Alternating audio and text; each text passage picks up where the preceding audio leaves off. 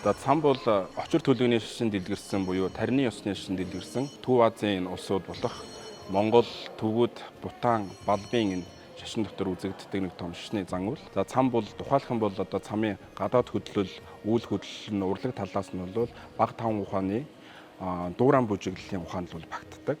За нөгөө талаас нь цам бол өөрөө ганцхан бүжиглэл дуурайлал ихээс илүүтэйгээр дотоод бясалгал явагдаж байдаг.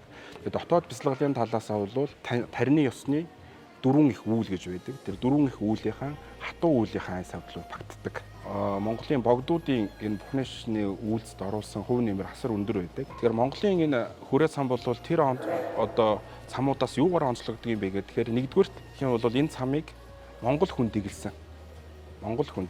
Цамын энэ хамгийн одоо дэглэлтийн гол судар болох Дансран Жамсын гарчим солилт гэдэг ном байдаг. Тэр хүнийг бол их хүрээний хаан Багван хайд гэдэг хүн зохиосон. За нэгдүгээрт, хоёрдугаар тэгвэл цам дотор гарч байгаа тэр дүр байдал, цамын тэр үйл хөдлөлүүд, өнгө дөрвөх, ерөнхий хэв маяг бол яг тэр чигтээ Монголын буддизмын тэр дундаа Монголын нүүдэлчдийн тэр ахуй сэтгэлгээн дээр суурилсан ийм одоо соёлын том өв болж гарч ирсэн. Ингээд үзэх юм бол цам бол Монголын бурхны шашин.